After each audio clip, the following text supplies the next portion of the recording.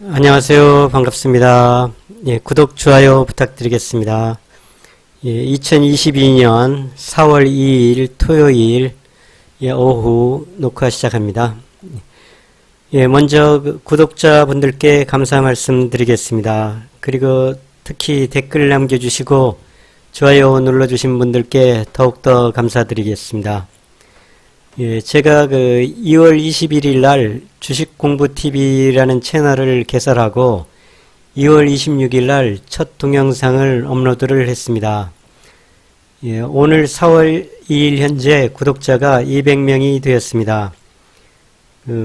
채널 개설한 지 약 40일 정도 되었고 동영상 업로드한 지 35일이 되었는데 예, 언제 100명을 넘기고 200명이 될까 걱정을 많이 했는데 그래도 한 달여 만에 200명이 도달할 수 있어서 참 감사하게 생각하고 있습니다. 1000명이 되고 10,000명이 되고 10만 명이 될 수 있도록 많은 성원 부탁드리겠습니다. 저도 더 유익한 채널을 만들어 나가도록 노력을 하겠습니다.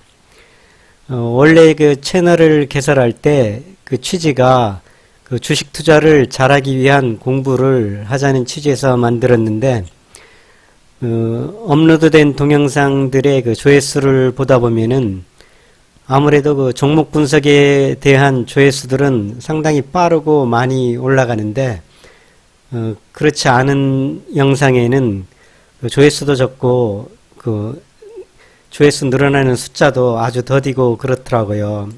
그러다 보니까 자꾸 종목 분석 위주로 가고 그 다음에 종목 리뷰 위주로 가고 이렇게 돼서 원래의 취지에 조금 벗어나는 경향이 있지 않나 그러한 생각도 해보았습니다. 그래가지고 가능하면은 시간이 날 때마다 기초적인 지식들에 대한 영상을 좀 만들어 나가는 게 취지에 맞겠다 그런 생각에서 설령 조회수가 떨어지더라도 한번 기본적인 것들을 만들어 보자 해서 오늘 영상을 만들게 되었습니다. 좋은 투자자가 되기 위해서는 기초 지식도 많이 알수록 좋고요. 그 다음에 시황 분석도 잘 해야 되고요. 그러고 나서 종목에 대한 연구를 해서 결정을 할 때 진짜 실패 없는 주식 투자가 되지 않을까 하는 그러한 생각을 저는 하고 있습니다. 그러니까 잘 아시는 분들은 너무 쉬운 얘기들이지만 또 그렇지 않으신 분들은 틈틈이 기초 지식에 대한 공부도 해주시면 좋겠습니다. 우선 저희들이 재무제표라는 말 많이 들어보셨죠? 재무제표라는 건 재무에 대한 모든 표를 말하는 겁니다. 재무라는 것은 재산제자죠. 재산에 관련된 사항들을 재무라고 그러죠. 회사에서 말할 때는 이 돈에 관련된 그러한 것들을 재무라고 얘기하죠. 재무제표에는 여러 가지가 있는데 크게 대차대조표와 손익계산서 이 두 개를 대표적으로 말할 수가 있죠. 그리고 이 두 개 정도만 알면은 충분하다고 생각이 들고요. 대차대조표 그러면은 영어로는 밸런스 쉿 해가지고 BS라고 하기도 하고 손익계산서는 Profit and Loss 이렇게 해서 PL이라고 하기도 합니다. 대차대조표라는 것은 일정 시점을 기준으로 작성이 되는 것을 말합니다. 예를 들어 2021년 12월 31일 현 시점에서 자산이 얼마나 있고 부채가 얼마나 있고 자본이 얼마나 있느냐 요러한 일정 시점을 기준으로 작성된 것이 대차대조표이고요.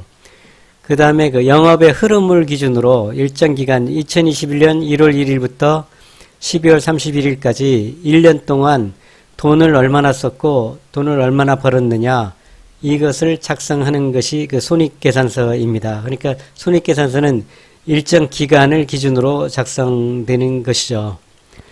예, 우선 그러면은 여기에 대한 자산, 부채, 자본 저희들이 많이 듣고 익히 아는 얘기지만서도 좀 더 회계학적으로 어떠한 개념인지에 대해서 좀 알아보도록 하겠습니다.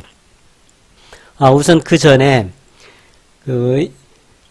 이 대차대조표 밸런스 슛이라는 얘기가 밸런스란 말이 그 균형이라는 말이잖아요. 균형. 그러니까 차변의 균형과 대변의 차변과 대변의 균형이 맞아야 된다. 뭐 이러한 생각으로 이해를 하셔도 되겠습니다. 그러니까 자산의 합계, 자산 항목을 쭉 적어놨을 때의 그 합계와 그 다음에 부채에 대한 항목을 쭉 적어놓고 자본에 대한 항목을 적어놓고의 합계가 반드시 일치해야 되는 것입니다. 정확한 이 장부는요. 정확히 기재가 됐는데 그 차익이 발생했을 때 그 자산 항목이 많고 자산 항목은 예를 들어 합산을 쭉 하니까 32만 원이 나왔고 부채와 자본 항목을 쭉 합산하니 30만 원이 나왔다. 그런데 장부에 오류는 없다. 이렇게 했을 경우에 그 차익인 2만 원이 그 당기순이익이 되는 것입니다. 반대로 자산의 항목은 29만 원이 나왔고 부채 자본 항목이 합쳐서 30만 원이 나왔다. 그러면은 당기 순손실이 만 원이 발생했다는 얘기가 되겠습니다.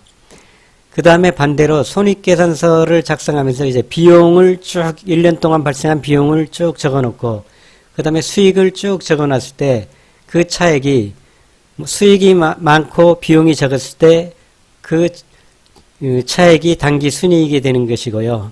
비용이 많고 수익이 적었을 때는 당기 순손실이 되는 것이죠. 여기서 같은 그 시점에서 같은 1년치를 작성했을 때 기재하는 방법은 다르지만 대차대조표는 자산, 부채, 자본을 기재했고 손익계산서는 비용과 수익을 기재했지만 그 당기순이익은 반드시 일치하게 되어 있습니다. 대차대조표에서 당기순이익이 2만 원이 나왔는데 손익계산서의 당기순이익이 15,000원이 나왔다.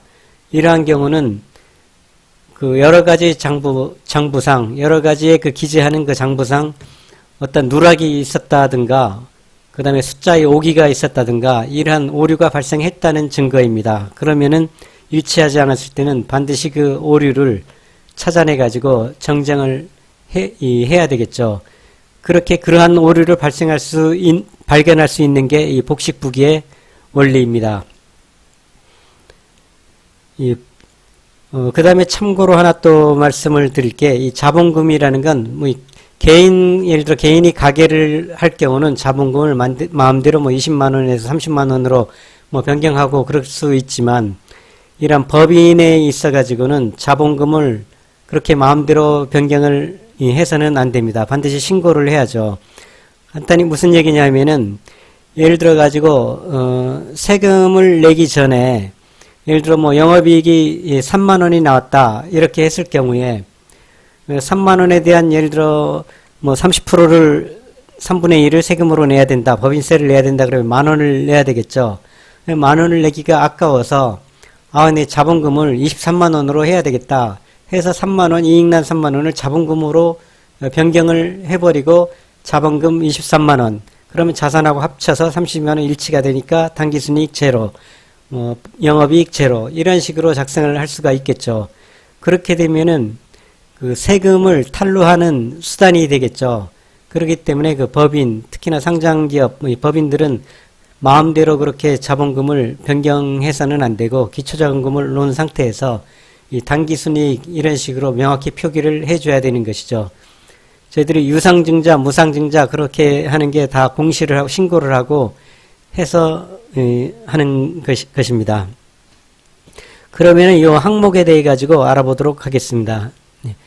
그 자산 항목, 그러니까 여기에 자산의 이쪽에 차변이라는 이 왼쪽에 적어야 될 항목들은 어떠한 항목들이 있느냐? 그 자산에 해당되는 그 계정이라고 하는데요. 저희들 계정이라고 하는데 그 계정은 현금, 예금, 유가증권, 뭐 투자금, 보증금, 전세보증금도 집주인에게 전세를 들어갈 때 돈을 맡겨놓은 것이니까 자산의 개념이죠. 나중에 찾아와서 내가 쓸 수 있는 돈이니까 보증금. 그 다음에 토지, 회사가 보유하고 있는 토지, 건물, 기계, 그 다음에 그 비품들, 책상, 컴퓨터 등등. 이러한 것이 다 자산 계정에 속하는 것이죠. 그 다음에 외상매출금도 나중에 받을 돈이니까 외상매출금.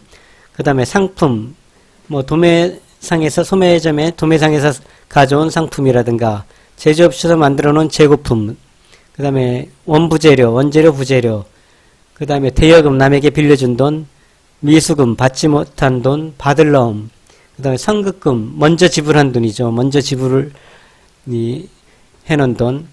그다음에 가지급금, 뭐 회사 입장에서 가부를 준 것도 이 자산의 개념이죠. 그다음에 지적재산권, 영업권은 법상 인정을 하지 않는다고 합니다. 이러한 항목을 이 차변에다가 쭉 적는 것이죠. 이러한 항목을. 그 다음에 부채는 뭐 외상매입금, 뭐 차입금, 남에게 빌린 돈이죠. 빌린 돈. 그 미지급금, 아직 지급을 안 한 돈, 미지급은 마찬가지고요. 선수금, 먼저 받은 돈. 그 다음에 가수금. 가수금이라는 것은 어떤 돈이 들어왔는데 이게 어떤 돈이지? 예를 들어 내 통장에 갑자기 100만 원이 들어왔는데 이게 누가 무슨 명목으로 보낸지를 모르겠다. 그럴 경우는 나중에 만약에 돌려줄 수도 있잖아요. 잘못 들어온 돈일 경우에는. 그럴 경우도 있고 그 항목을 모르는 거니까 일단은 부채로 잡아놓는 것이죠. 부채라는 가수금. 예, 왼쪽에는 예금에 100만 원이 들어왔으니까 왼쪽에 예금 100만 원을 적어주고 오른쪽에는 그 돈의 명목을 모르겠으니까 가수금 100만 원 이렇게 적어주는 것이죠. 네. 자본금은 자본금과 잉여금 아까 말씀드렸듯이 그 기초자본금 신고되어 있는 것 마음대로 변경하면 안 되고요. 어떤 이 결산을 통해 가지고 발생된 이익 같은 거, 단기순이익 같은 거, 그리고 또 잉여금이 되는 것이고요. 그 다음에 뭐 토지가 있는데 그 토지가 평가를 해보니 10년 전에 1억이었던 게 지금 뭐 1억 5천이 됐다. 이런 뭐 평가이익이라든가 뭐 그런 걸 다 이제 잉여금으로 잡아가지고 다 자본금 계정으로 볼 수가 있는 것이죠. 이제 그런 이 잉여금을 그 자본금화 하느냐 안 하느냐 이런 거는 별도로 또 신고가 들어가는 것이죠. 그 다음에 그 복식부기의 원리. 아까 말씀드렸듯이 이러한 항목에 대한 항목을 여기다 차변과 대변에 쭉 적어가지고 합산해서 그 차액을 가지고 단기순이익이냐 단기순 손실이냐 이렇게 한다고 말씀을 드렸죠. 그럼 그렇게 하는 그 부기의 원리, 이 복식부기의 원리가 거래입 판례요소라는 것이 있습니다.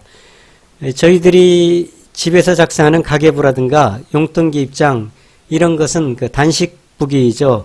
하나의 한 방향으로만 쭉 적어가는 것이죠. 돈 얼마 들어왔다. 그다음 물건 사는데 얼마 빠졌다. 그다음 차익이 얼마다. 이렇게만 쭉 용돈기 입장 같은 게 적어 들어가죠.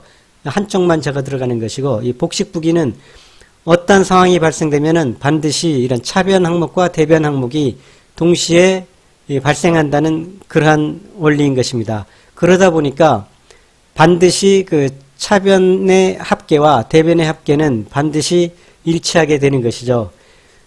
장부의 기재에 오류가 없었는데 그 차익이 발생하는 것은 그 발생한 차익이 단기순이익이고 또는 단기순손실이고 그렇게 된다는 얘기입니다.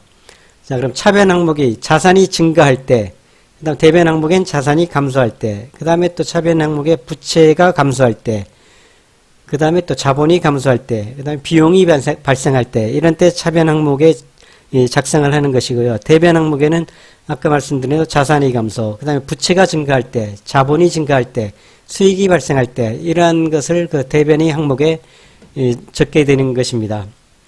자, 예를 들어 가지고, 요 예를 설명하기 전에 제가 질문 하나를 드릴게요. 옆집에 그 홍길동 아저씨네 집이 컴퓨터 가게를 하는데 내가 컴퓨터가 필요했는데 돈이 없어요. 아저씨한테 가서 아저씨 한 3개월 후에 돈이 좀 들어오는데 그때 돈을 드릴 테니까 그 50만 원짜리 컴퓨터 미리 좀 저한테 좀 주세요.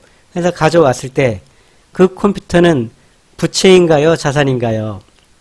그럼 이 회계학적 지식이 없을 때는 컴퓨터 그 빚으로 가져온 것이다 보니까 그 돈 주고 갖고 온 게 아니고 그거 다 빚이지 컴퓨터가 빚이다 이렇게 말씀을 하겠죠.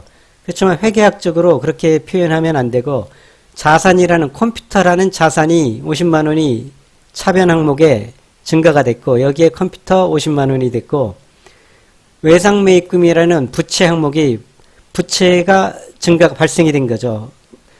대변에 부채 항목에 외상매입금 50만 원이 발생이 되는 것입니다. 그럼 컴퓨터 50만 원, 외상매입금 50만 원. 그래서 합쳐서 차변도 50만 원, 대변도 50만 원 이렇게 일치가 되는 것입니다. 그 다음에 또 뭐 비슷한 예로 갑자기 돈이 필요해서 옆집에서 그 100만 원을 빌렸어요. 현금으로 빌려왔으면 이 100만 원이 자산일까요? 부채일까요? 네, 같은 원리죠. 그 회계학 지식이 없이 일반적으로 할 땐 그 빌려온 돈이니까 그 100만 원 그거 부채다. 이렇게 표현을 하겠죠. 그렇지만 회계학적으로는 그렇게 표현하면 안 되고 현금이라는 자산이 100만 원이 차변 항목에 자산의 증가로 발생이 된 거고 그 다음에 부채, 차입금이라는 부채가 이 대변 항목에 부채 항목에 차입금 100만 원이 발생이 된 것이죠. 그러니까 그 현금 100만 원은 자산인 것이죠. 그러면 빌려왔다는 거 그 빌려온 돈 아니야? 그게 왜 부채가 아니지? 부채는 차입금이 100만 원이 발생한 것이고 그 돈 자체는 자산인 것입니다. 돈 자체는요. 말 그대로 아까 외상으로 갖고 온 그 컴퓨터 자체는 자산이 되는 거죠. 외상 매입금이라는 부채가 발생한 것이지 컴퓨터 자체는 자산이라는 얘기입니다. 이러한 개념으로요. 그 다음에 아까 반대로 이제 외상 매출금, 그 컴퓨터 가게 입장에서는 이제 아까 홍길동 아저씨가 50만 원짜리 컴퓨터를 줬으면 외상 매출금이라는 자산이 증가가 된 것이죠. 그러면 홍길동 아저씨의 그 장부상에는 차변에 외상 매출금 50만 원, 그 다음 대변에는 컴퓨터라는 상품이 50만 원이 없어졌죠. 자산이 감소됐죠. 그럼 대변에 컴퓨터 아니면은 상품 50만 원 이렇게 아니면은 매출 50만 원 이렇게 적기도 합니다. 매출은 수익 계정에 들어가는 것이고요. 매입은 비용 계정에 들어가는 것이죠. 그럼 매출 50만 원 여기에는 외상 매출금 50만 원, 매출 50만 원 또는 외상 매출금 50만 원 상품 컴퓨터라는 상품이 자산이 감소됐으니까 상품 50만 원 이렇게 적기도 하고요. 자, 근데 외상 매출금을 현금으로 10만 원을 받았다. 그러면 현금이라는 자산이 증가됐으니까 차변에 현금 10만 원을 적게 되고 그 다음에 여기에 적혀 있던 외상 매출금이 10만 원이라는 자산이 감소가 됐죠. 그러니까 외상 매출금이라는 자산이 감소가 됐기 때문에 대변에 자산이 감소, 외상 매출금 10만 원 이렇게 적어주게 되는 것이죠. 그 다음에 옆집에서 10만 원 빌렸다는 아까 예를 들었기 때문에 현금이라는 자산이 10만 원 발생, 차입금 대변에 10만 원 발생. 현금이라는 자산이 증가한 것이고 차입금이란 부채가 증가한 것이다. 자산이 증가, 부채 증가 이렇게 대칭이 된다는 거죠. 그 다음에 홍길동 씨가 그 빌려준 돈 10만 원을 그거 나한테 꼭 간 걸로 하지 말고 내 동업을 할게. 당신 그 50만 원 갖고 사업을 하는데 내 10만 원 더 추가할 테니까 그 60만 원으로 해가지고 망하면은 그냥 같이 망하는 거고 이익 나면은 당신 50만 원과 내 돈 10만 원에 대한 그 비율을 나눠가지고 이익도 나눠줘라. 그렇게 해가지고 그렇게 하기로 했습니다. 그렇게 되면은 부채, 차입금이라는 부채가 감소했죠. 부채의 감소, 차입금 10만 원을 차변 항목에 적어주고 그 다음에 자본금이 50만 원이었었는데 10만 원이 늘어났죠. 이제 60만 원이 됐죠. 그러니까 자본이 증가, 자본금 10만 원을 대변 항목에 적어주는 것입니다. 그 다음에 비용의 발생을 예를 들어보면은 전기요금 5천 원이 통장에서 자동 인출됐어요. 그럼 전기요금이라는 비용이 발생됐죠. 차변에 전기요금 5천 원. 그 다음에 예금이라는 자산이 5천 원이 감소가 됐죠. 통장에서 5천 원이 줄어들었으니까. 그럼 자산의 감소 5천 원 이렇게 적어주는 것이죠. 비용이 발생, 자산이 감소. 그 다음에 통장에 예금이자가 300원이 들어왔다. 그러니까 예금이 300원이 추가가 됐으니까 예금의 자산이 증가가 되고 수입이자라는 수익이 발생했죠. 대변에 수입이자 300원 이렇게 적어주는 것입니다. 그렇게 반드시 일치하기 때문에 차변과 대변을 합계를 내면은 반드시 일치를 해야 되겠죠. 그렇게 했는데 이제 매입과 매출로 기재를 할 때 매출을 수익의 항목으로 보고 매입을 비용의 항목으로 봐가지고 이렇게 손익계산서 대차대조표를 작성을 하게 되면은 이러한 차액이 나타난다는 것이죠. 거기서 이제 단기순이익 또는 단기순실 그 차액 자체가요. 그렇게 발생하는 그러한 그 복식부기의 원리입니다. 그 다음에 여기에서 참고로 저희들이 그 유상증자 뭐 이런 얘기를 듣죠. 그럼 유상증자를 한다는 얘기는 좋은 얘기일까, 나쁜 얘기일까? 요거에 대해서 말씀을 드려볼게요. 그러면 다른 요소가 없이 단순하게 지금 상태에서 유상증자를 했을 경우에 간단히 자본이 20만 원에서 예를 들어 50만 원으로 된다. 그럴 경우에 그러면은 발행 주식이 이제 만 개에서 이제 2만 개가 더 늘어난다 했을 경우에 그렇게 되면은 주주 입장에서는 어떻게 되느냐? 그러니까 당기 순이익이 2만 원 당기 순이익을 낸 것을 예전에는 이 만주를 가지고 만 개의 주식이 나눠 가졌는데 예를 들어 2만 개의 주식이 더 늘어난다. 3만 개가 돼 버린다. 그러면 3만 개가 나눠 가지니까 이 당기 순이익을 그만큼 이익이 적게 배당이 되겠죠. 각 주식 하나당요. 그러니까 배당금이 줄어드는 거겠죠. 배당금 기준은. 유보율로 보더라도 유보율이, 주당 유보율이 줄어드는 그러한 것이 되니까 주주의 입장에서 볼 때 과히 유쾌한 일은 아니죠. 단지 우리가 유상증자를 하는데 주가가 올라간다. 그러한 거는 유상증자 때문에 올라가는 게 아니고 유상증자 하는 원인이 어디에 있느냐. 어떤 큰 프로젝트가 있어서 저 프로젝트를 하기 위해서 유상증자를 한다. 그 프로젝트가 굉장히 수익성이 좋은 프로젝트다. 그러니까 그 프로젝트에 대한 기대감이 있기 때문에 유상증자를 할 경우에 그 프로젝트에 대한 기대감으로 올라가는 것이지 유상증자라는 회계학적 개념에서 볼 때는 주주의 입장에서는 주가의 하락을 나타내는 그러한 요인이 되는 것이죠. 그러면 꼭 반대로는 감자를 하면은 증자를 하면은 유상증자, 무상증자, 증자잖아요. 자본을 늘린다. 그러면 감자한다는 뉴스도 있던데 감자를 하게 되면은 그럼 이익이겠네요. 그렇게 여쭤보실 수가 있겠죠. 근데 감자를 할 때는 또 방법이 달라져요. 증자를 할 때는 주식의 개수를 늘리는 것입니다. 예를 들어 만주가 토탈 만주인데 뭐 한 2,000주 정도를 더 발행한다. 그렇게 되는 건데 감자인 경우는 거꾸로 액면가 5,000원에 주식이 액면가 5,000원 주식을 액면가 500원으로 낮춰버리는 거죠. 10분의 1로 감자를 한다. 그러면 내가 가지고 있는 주식이 물론 뭐 주가는 만 원에 변함이 없더라도 내가 가지고 있는 주식이 5,000원짜리가 액면가 5,000원짜리가 지금 만 원에 형성이 되는데 감자를 해버리면은 500원으로 감자를 하면 이제 액면가 500원짜리가 만 원이 된 거죠. 굉장히 고평가가 됐다고 또 볼 수가 있는 것이죠. 그렇게 되면 이제 주당 배당을 할 때 예를 들어 뭐 배당률을 5%를 한다. 그럴 경우에 한 주당 5,000원짜리에 대한 5,000원에 대한 5%를 주는 것이 아니고 500원에 대한 5%를 주겠죠. 그럼 배당 자체가 또 줄어들죠. 그러니까 증자하는 방법과 감자하는 방법은 이제 좀 다른 방법이 되다 보니까 감자를 한다는 것도 회사에 문제가 있기 때문에 감자를 하는 것이죠. 그럼 왜 감자를 하냐? 뭐 여러 가지 이유가 있지만 예를 들어 계속해서 손실이 나요. 줄 돈이 없어요. 줄 돈이 없다 보니까 회사에 있는 돈을 계속 주게 되는데 자본 잠식 된다는 거죠. 자본금에서 줄 수밖에 없는 거죠. 자본금이 100만 원이었었는데 계속 주다 보니까 이제 한 70만 원 정도를 비용으로 자꾸 뭐 손실 나는 데 대한 충당을 하다 보니까 자본금이 장부상에 100만 원인 자본이 실제로 30만 원밖에 없는 거예요. 자본 잠식을 당한 것이죠.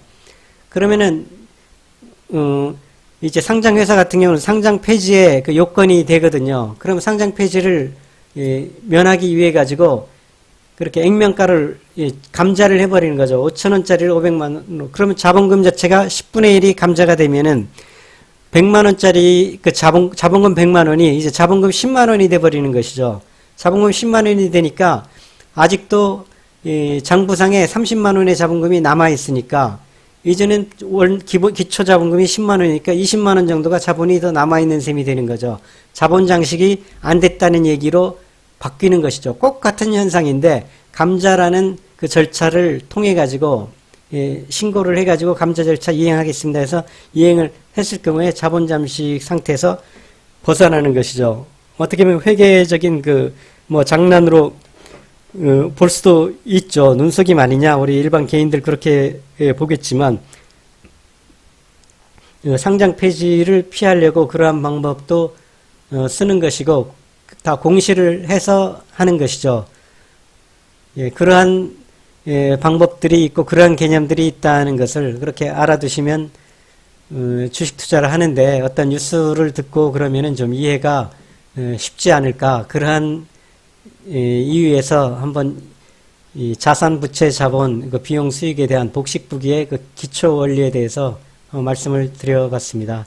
의문사항 있으시면은 그 댓글에 남겨주시고요. 구독, 좋아요 부탁드릴게요. 감사합니다.